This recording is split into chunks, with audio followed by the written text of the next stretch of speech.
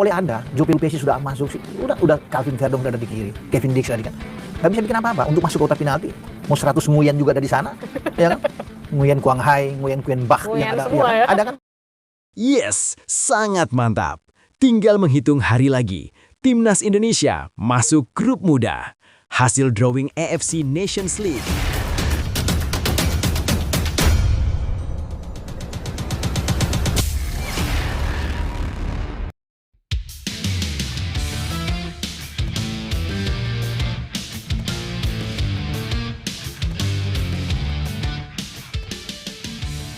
Yes, sangat mantap. Tinggal menghitung hari lagi. Timnas Indonesia masuk grup muda. Hasil drawing AFC Nations League. Begini gambaran Timnas Indonesia ketika dilatih John Hartman. Jepang, Korea Selatan, dan Arab Saudi auto ketar-ketir. Timnas auto juara terus-menerus di setiap kompetisi. Dan begini gambaran starting line-up mewah Timnas Indonesia di bawah pelatih baru John Hartman. Mari kita bahas teman-teman. Tapi, Mimin minta tolong tonton video ini sampai selesai agar tidak ada kesalahpahaman yang terjadi. Dan tak bosan-bosan juga, tolong like dan share video ini ke media sosial kalian agar semua orang tahu apa yang sedang terjadi. Sebelumnya diberitakan, nama John Hartman kian dekat dengan panggung utama sepak bola nasional. Pelatih asal Inggris itu dijadwalkan diperkenalkan secara resmi sebagai juru taktik baru Timnas Indonesia pada 12 Januari 2026. Tak butuh waktu lama baginya untuk langsung diuji, karena FIFA Series 2026 di Jakarta pada 23-31 Maret akan menjadi panggung debutnya bersama skuad Garuda. Dari sinilah muncul berbagai spekulasi menarik, termasuk soal jumlah pemain yang akan dipanggil dan calon lawan yang bakal dihadapi. Inilah 3 faktanya. Fakta pertama, prediksi 27-28 pemain di panggilan perdana Hartman. Debut seorang pelatih baru hampir selalu diiringi keputusan krusial, termasuk menentukan komposisi pemain. John Hartman diprediksi akan memanggil 27 hingga 28 pemain untuk mengikuti FIFA Series 2026. Angka ini bukan sekedar tebakan kosong, melainkan berkaca pada pola 2 pelatih Timnas Indonesia sebelumnya. Shin Tae-yong dan Patrick Kluivert sama-sama memulai kiprah mereka dengan jumlah pemain di kisaran tersebut. Shin Tae-yong kala itu memanggil 28 pemain pada laga kompetitif pertamanya bersama Timnas Indonesia. 6 diantaranya merupakan pemain yang berkarir di luar negeri. Meski debutnya berujung kekalahan 1-3 dari Oman pada 29 Mei 2021, langkah itu menjadi fondasi penting bagi perjalanan Timnas di tahun-tahun berikutnya. Sementara, Patrick Kluivert memulai dengan 27 pemain saat menghadapi Australia dan Bahrain di babak ketiga kualifikasi Piala Dunia 2026 zona Asia. Jumlah tersebut bahkan sempat membengkak menjadi 30 nama setelah beberapa pemain menyelesaikan proses perpindahan federasi. Fakta kedua, FIFA Series 2026 jadi ujian pertama sang pelatih baru. FIFA Series 2026 bukan sekedar turnamen uji coba biasa bagi Timnas Indonesia. Ajang ini akan menjadi panggung pertama John Hartman memimpin langsung skuad Garuda dalam atmosfer pertandingan internasional. Digelar di Jakarta, turnamen ini menghadirkan tantangan sekaligus kesempatan bagi Hartman untuk membaca karakter pemain, membangun chemistry tim, serta mulai menanamkan filosofi permainannya. Ekspektasi publik terlanjur tinggi karena Timnas Indonesia sedang berada di fase penting transisi dan pembenahan pasca kegagalan lolos ke Piala Dunia 2026. FIFA Series bukan sekedar laga uji coba, melainkan ajang pembuktian awal apakah arah baru yang dibawa Hartman benar-benar menjanjikan. Pengalaman 2 pelatih sebelumnya menunjukkan bahwa laga debut tidak selalu berjalan mulus. Shin Tae-yong dan Patrick Kluivert sama-sama menelan kekalahan di pertandingan pertama mereka. Situasi ini membuat debut Hartman menjadi sorotan, bukan hanya dari sisi hasil akhir, tetapi juga dari cara Timnas Indonesia bermain. Publik akan menilai bagaimana arah baru Timnas di bawah kendali pelatih yang pernah menukangi tim nasional Kanada tersebut. Fakta ketiga, calon lawan masih misterius di Jakarta. Selain soal pemain dan pelatih, teka-teki lain yang belum terjawab adalah siapa lawan Timnas Indonesia di FIFA Series 2026. Turnamen ini rencananya diikuti oleh 4 negara, termasuk Indonesia sebagai tuan rumah. Setiap tim akan memainkan 2 pertandingan, namun hingga kini kepastian lawan skuad Garuda masih belum sepenuhnya jelas. Sejauh ini, Saint Kitts and Nevis menjadi satu-satunya negara yang telah mengonfirmasi kehadiran ke Indonesia pada Maret 2026. Meski begitu, kehadiran wakil CONCACAF tersebut belum tentu berarti mereka akan berhadapan langsung dengan timnas Indonesia. Informasi yang beredar menyebut 2 peserta lain berasal dari Eropa dan Oseania. Jika kabar ini benar, FIFA Series 2026 akan menjadi ajang yang sangat berharga bagi timnas Indonesia untuk mengukur kekuatan menghadapi gaya bermain berbeda dari lintas konfederasi. Nah, sebelum lanjut mendengar berita ini, untuk para netizen, keluarkan satu kalimat pamungkas untuk menanggapi kabar ini. Menurut kalian, apakah John Herdman merupakan pelatih yang tepat untuk timnas Indonesia senior? Ayo teman, berikan tanggapan kalian di kolom komentar. Bravo Timnas Indonesia, bravo PSSI, bravo John Herdman. Ayo Garuda, buktikan bahwa level kita sudah dunia. Buktikan bahwa kita adalah raksasa Asia. Tiket Piala Dunia 2030 harga mati. Di sisi lain, jangan lupa juga satu kalimat khusus untuk Erick Thohir CS yang sedang berusaha keras memajukan sepak bola Indonesia. Silakan tulis di kolom komentar. Ayo terbang tinggi Garuda. Mari kita lanjut teman-teman. Ekspektasi publik terlanjur tinggi karena timnas Indonesia sedang berada di fase penting transisi dan pembenahan pasca kegagalan lolos ke Piala Dunia 2026. FIFA Series bukan sekedar laga uji coba, melainkan ajang pembuktian awal apakah arah baru yang dibawa Herdman benar-benar menjanjikan. Lebih lanjut, di satu sisi, memulai debut di kandang sendiri memberi keuntungan psikologis.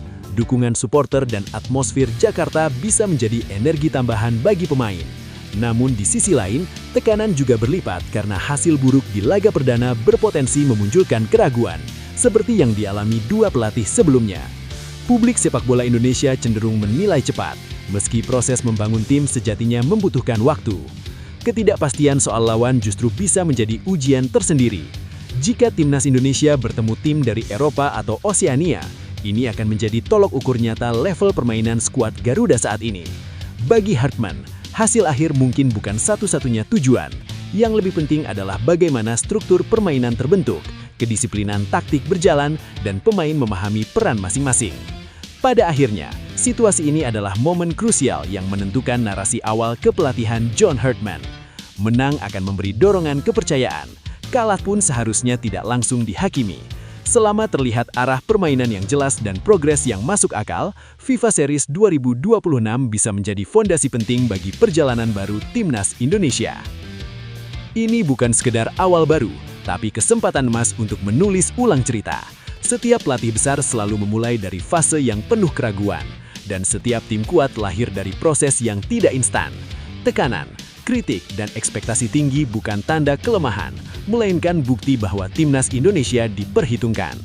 Untuk para pemain, inilah momen menunjukkan bahwa seragam Garuda bukan hanya soal nama, tapi tentang mental, keberanian, dan tanggung jawab. Tak perlu takut pada kesalahan, karena keberanian untuk mencoba adalah langkah pertama menuju kemenangan. Setiap menit di lapangan adalah pesan bahwa timnas Indonesia sedang bertumbuh. Untuk pelatih dan tim pelatih, percayalah pada proses. Hasil akan mengikuti kerja yang jujur dan konsisten. Sepak bola bukan tentang satu pertandingan, tapi tentang arah yang jelas dan keyakinan yang dibangun sedikit demi sedikit. Dan untuk supporter, teruslah berdiri di belakang tim ini. Dukungan yang sabar dan setia bisa menjadi kekuatan terbesar.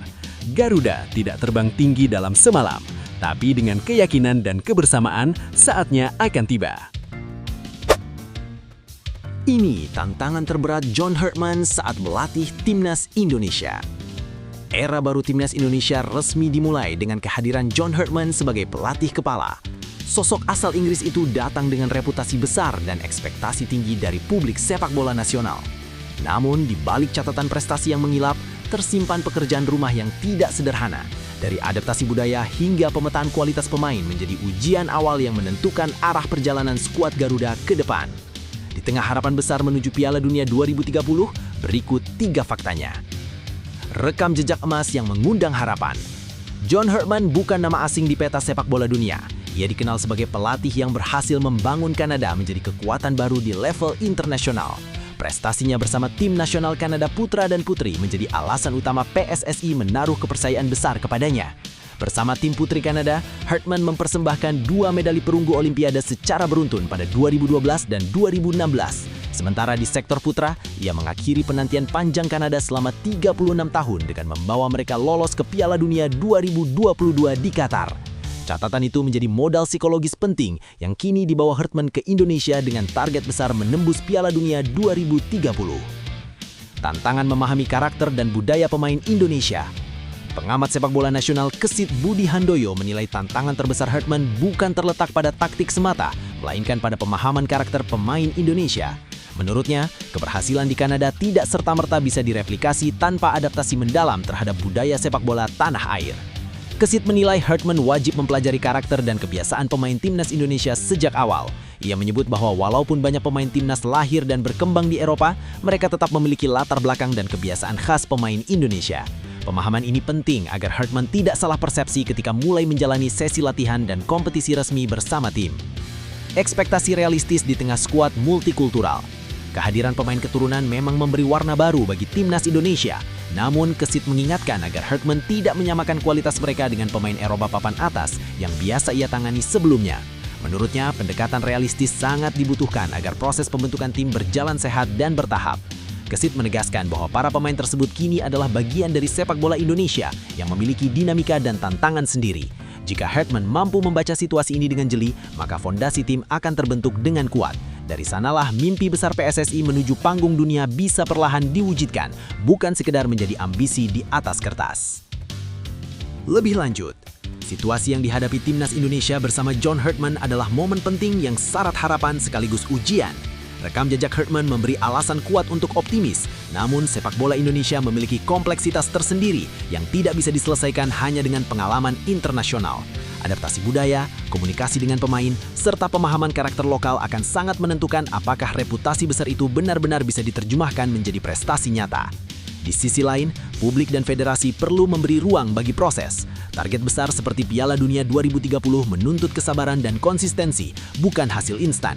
Jika Hartman mampu membangun fondasi yang kuat dan realistis sejak awal, maka era baru timnas Indonesia berpeluang menjadi langkah maju yang berkelanjutan, bukan sekedar euforia sesaat. Perjalanan besar selalu dimulai dari tantangan yang tidak mudah. Timnas Indonesia kini berada di titik awal perubahan, dan disitulah kesempatan lahirnya sejarah baru terbuka lebar. Dengan kerja keras, kesabaran, dan keyakinan pada proses, setiap keterbatasan bisa berubah menjadi kekuatan. Untuk para pemain, staf, dan seluruh pendukung, inilah saatnya bersatu dan percaya. Tidak ada mimpi yang terlalu tinggi jika diperjuangkan bersama. Langkah mungkin tertatih di awal, tetapi dengan disiplin dan semangat pantang menyerah, Garuda bisa terbang lebih tinggi dan menunjukkan kepada dunia bahwa sepak bola Indonesia layak diperhitungkan.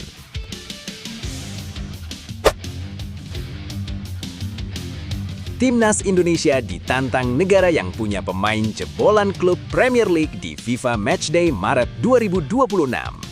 Isu laga uji coba kembali mengemuka jelang agenda internasional Maret 2026. Kali ini, Timnas Indonesia mendapat sinyal tantangan dari Bangladesh, sebuah negara Asia Selatan yang sedang berupaya menaikkan level sepak bolanya.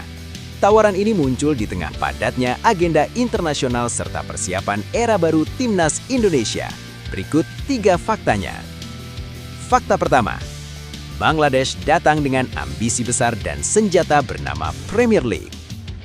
Federasi Sepak Bola Bangladesh mengambil langkah agresif dengan mengajukan proposal laga persahabatan ke sejumlah negara, termasuk Indonesia.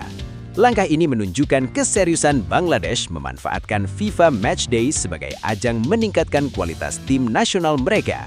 Media Bangladesh Origin Food mengungkapkan rencana tersebut melalui pernyataan resmi di media sosial. BFF berencana menggelar pertandingan persahabatan baik kandang maupun tandang. BFF pun telah menghubungi setidaknya 10 negara, tulis Origin Food. Media yang sama juga menegaskan Indonesia termasuk negara yang telah memberikan respons positif bersama Vietnam dan Timor Leste. Di balik statusnya sebagai tim peringkat 180 dunia, Bangladesh membawa daya tarik tersendiri. Mereka kini diperkuat Hamzah Choudhury, gelandang berdarah Bangladesh Inggris yang lama berkiprah di Premier League bersama Leicester City. Kehadiran pemain berusia 28 tahun ini mengubah wajah Bangladesh secara signifikan, terutama di lini tengah dan produktivitas gol. Fakta kedua, Hamzah Choudhury menjadi simbol perubahan kekuatan Bangladesh. Perbedaan peringkat dunia yang cukup jauh tidak serta-merta membuat Bangladesh bisa dipandang sebelah mata. Hamzah Choudhury menjadi bukti bahwa Bangladesh sedang membangun identitas baru dengan memaksimalkan pemain diaspora berkualitas Eropa. Sejak resmi membela Bangladesh awal tahun ini, Hamzah langsung menjadi tokoh sentral. Dari 7 pertandingan internasional, ia mencetak 4 gol, sebuah catatan impresif untuk seorang gelandang. Pengalaman tampil 151 kali di Premier League memberinya ketenangan, visi bermain, serta kepemimpinan yang belum banyak dimiliki pemain Bangladesh lainnya. Meski gagal membawa Bangladesh lolos ke Piala Asia 2027 karena kalah bersaing dari Singapura dan Hong Kong, kehadiran Hamzah tetap dianggap sebagai titik balik. Laga melawan Indonesia, jika terwujud, akan menjadi panggung besar bagi Bangladesh untuk mengukur kekuatan barunya sekaligus ujian serius bagi Garuda. Fakta ketiga, agenda pada Timnas Indonesia membuat laga ini belum pasti terwujud. Di sisi lain, peluang laga ini terwujud masih menyisakan tanda tanya besar. Timnas Indonesia telah terjadwal tampil di FIFA Series 2026 pada 23 hingga 31 Maret 2026. Agenda tersebut berpotensi membuat PSSI menolak atau menunda tawaran dari Bangladesh. FIFA Series 2026 rencananya digelar di Jakarta dan diikuti 4 negara, termasuk Indonesia. Hingga kini lawan yang akan dihadapi Timnas Indonesia masih belum diumumkan. Namun ajang ini memiliki arti khusus karena akan menjadi debut resmi John Herdman sebagai pelatih kepala Timnas Indonesia. Dengan konteks tersebut, PSSI harus menimbang prioritas antara laga uji coba tambahan melawan Bangladesh atau fokus penuh pada FIFA Series 2026. Jika benar terjadi, duel ini akan menjadi pertemuan menarik antara tim dengan peringkat lebih tinggi melawan tim yang sedang naik daun berkat sentuhan Premier League. Lebih lanjut, situasi ini menempatkan Timnas Indonesia pada posisi yang cukup dilematis namun strategis. Di satu sisi, tawaran laga uji coba dari Bangladesh terlihat kurang menggugah jika hanya dilihat dari peringkat FIFA. Namun sepak bola modern tidak lagi semata soal ranking, melainkan konteks kekuatan aktual di lapangan. Kehadiran pemain seperti Hamzah Choudhury memberi dimensi berbeda bagi Bangladesh dan menjadikan laga ini berpotensi lebih kompetitif dari yang dibayangkan. Di sisi lain, Timnas Indonesia sedang memasuki fase transisi penting bersama pelatih baru John Herdman. Setiap laga uji coba seharusnya dirancang untuk membangun fondasi taktik, karakter permainan, serta mental tim. Dalam konteks ini, PSSI perlu cermat memilih lawan yang benar-benar selaras dengan kebutuhan pengembangan tim, bukan sekedar mengisi kalender pertandingan. Jika FIFA Series 2026 menjadi prioritas utama, maka menolak atau menunda laga melawan Bangladesh bisa dipahami. Namun jika manajemen jadwal memungkinkan, laga ini justru dapat dimanfaatkan sebagai ujian kedalaman skuad serta ajang adaptasi awal filosofi pelatih baru. Keputusan akhir akan mencerminkan arah besar Timnas Indonesia. Apakah fokus pada exposure internasional sebanyak mungkin atau selektif demi kualitas persiapan jangka panjang? Apapun keputusan yang diambil, situasi ini seharusnya menjadi bahan bakar semangat bagi Timnas Indonesia. Setiap tantangan yang datang adalah pengakuan bahwa Indonesia kini diperhitungkan di level internasional. Negara lain tidak lagi ragu mengajak uji coba karena melihat potensi dan perkembangan yang nyata. Momentum pergantian pelatih dan agenda internasional adalah awal lembaran baru. Inilah saatnya para pemain membuktikan bahwa seragam Garuda bukan sekedar simbol tetapi tanggung jawab dan kebanggaan. Lawan siapapun, tempat dimanapun, selalu ada ruang untuk belajar, tumbuh dan menunjukkan karakter. Percaya pada proses, jaga disiplin, dan lapar akan prestasi. Sepak bola Indonesia sedang berjalan ke arah yang lebih baik dan setiap langkah sekecil apapun akan menentukan masa depan. Terus melangkah dengan kepala tegak karena kerja keras hari ini adalah fondasi kejayaan esok hari. Media Italia kagum lihat aksi kiper Timnas Indonesia Emil Audero di laga Cremonese versus Cagliari. Laga Serie A antara Cremonese dan Cagliari bukan sekedar cerita hasil imbang 2-2. Di balik skor itu, ada satu nama yang menyita perhatian media Italia, Emil Audero. penjaga gawang timnas Indonesia ini tampil di bawah tekanan sepanjang pertandingan, terutama di babak kedua, dan tetap mendapat sanjungan luas. Berikut ini 3 faktanya. Fakta pertama, Cremonese sempat di atas angin sebelum kehilangan kendali. Cremonese memulai pertandingan dengan rasa percaya diri tinggi di hadapan pendukung sendiri di Stadion Giovanni Zini. Sejak menit awal, Grigio Rossi langsung menekan dan hasilnya cepat terlihat ketika Dennis Johnson membuka keunggulan di menit keempat. Gol itu membuat permainan tuan rumah semakin cair dan dominasi mereka berlanjut hingga Jamie Vardy menggandakan skor pada menit ke-29. Keunggulan 2 gol di babak pertama sempat memberi kesan Cremonese akan mengamankan 3 poin dengan nyaman. Namun sepak bola jarang berjalan lurus. Memasuki babak kedua, ritme permainan berubah drastis. Cagliari tampil lebih agresif, lebih berani mengambil resiko, dan perlahan menggerus keunggulan tuan rumah. Gol Mikel Adopo di menit ke-51 menjadi awal tekanan panjang yang akhirnya berujung gol penyama kedudukan Yael Treppi di menit ke-88. Fakta kedua, Emil Audero berdiri sebagai tembok terakhir Cremonese. Di tengah gempuran Cagliari, Emil Audero tampil sebagai figur paling sibuk sekaligus paling menentukan. Kiper timnas Indonesia itu bermain penuh dan mencatatkan 3 penyelamatan krusial, 2 diantaranya dari jarak dekat di dalam kotak penalti. Setiap serangan Cagliari seolah menguji refleks dan ketenangannya di bawah mistar. Media Italia, Tutto Mercato Web, secara khusus menyoroti peran Emil Audero meski gawangnya kebobolan 2 kali. Mereka menyebutnya sebagai bintang di bawah mistar gawang ketika Cagliari meningkatkan fokus di babak kedua dan menyerang habis-habisan. Disebutkan pula bagaimana Emil sigap menepis sundulan Juan Rodriguez di babak pertama serta menggagalkan tembakan Luca Mazzitelli dari tepi kotak penalti di menit-menit akhir demi menjaga hasil imbang. Fakta ketiga, pengakuan media Italia mempertegas status Emil Audero.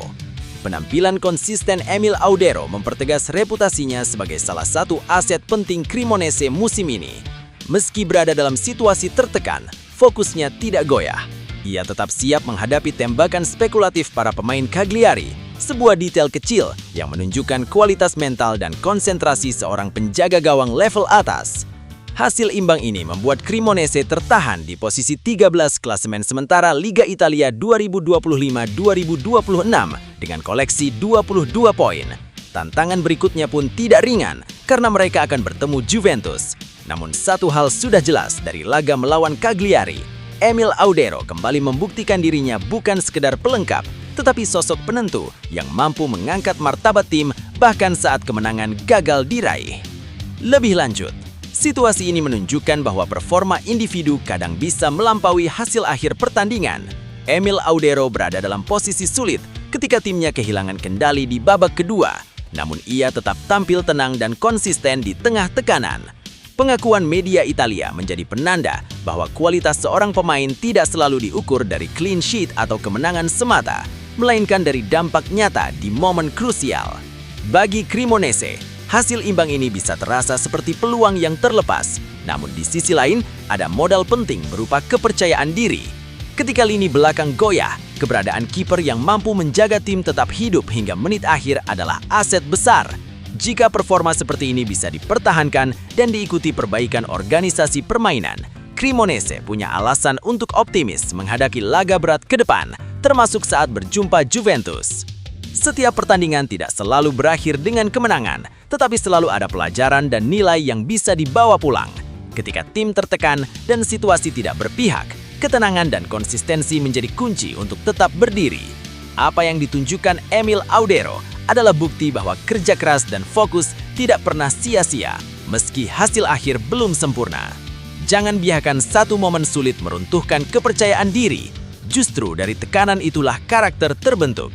Terus jaga disiplin, tingkatkan kerjasama, dan percaya pada proses. Jika mental kuat dan usaha tidak berhenti, hasil besar hanya tinggal menunggu waktu. 4. Catatan Komisi X DPR RI terkait pelatih Timnas Indonesia John Hartman. Proses seleksi pemain harus adil.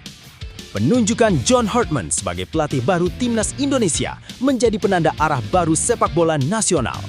Komisi X DPR RI menilai keputusan PSSI ini bukan sekedar pergantian nama di kursi pelatih, melainkan upaya serius membangun sistem yang lebih profesional dan berkelanjutan. Dengan rekam jejak internasional yang kuat, Hartman diharapkan mampu membawa perubahan nyata sekaligus menata fondasi jangka panjang. Berikut ini 3 faktanya. Rekam jejak dunia dan harapan perubahan nyata. Ketua Komisi X DPR RI Hetifah Saifuddin melihat pengalaman internasional John Hartman sebagai modal utama bagi timnas Indonesia. Hartman dikenal sebagai pelatih yang mampu membawa tim nasional putra dan putri Kanada tampil di Piala Dunia, sebuah pencapaian yang menegaskan kapasitasnya dalam membangun tim secara menyeluruh. Menurut Hetifah, kehadiran Hartman diharapkan tidak hanya berdampak pada hasil pertandingan dalam waktu dekat, tetapi juga pada peningkatan kualitas permainan secara konsisten. Ia menaruh harapan pada perubahan disiplin taktik, kestabilan performa, hingga penguatan mental bertanding para pemain di berbagai level kompetisi. Dengan pendekatan yang terukur dan profesional, timnas diharapkan memiliki identitas permainan yang lebih matang dan terarah. Dengan rekam jejak internasional yang kuat termasuk keberhasilan membawa tim nasional putra dan putri Kanada ke Piala Dunia, John Hartman diharapkan tidak hanya menghadirkan peningkatan prestasi jangka pendek, tetapi juga meletakkan fondasi pembinaan sepak bola nasional yang kokoh dan sistemik, ungkap Hetifah dalam keterangan tertulisnya Jumat 9 Januari 2026. Regenerasi dan seleksi pemain harus objektif.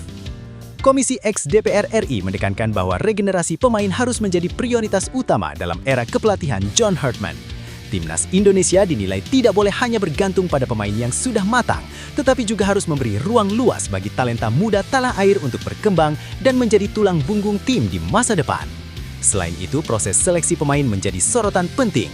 Hetifah menegaskan bahwa pemilihan pemain harus dilakukan secara objektif dan adil, baik bagi pemain lokal maupun diaspora yang berkarir di luar negeri. Semua keputusan teknis diharapkan berbasis parameter yang jelas, transparan, dan dapat dipertanggungjawabkan, sehingga tidak menimbulkan polemik serta mampu membangun kepercayaan publik terhadap timnas.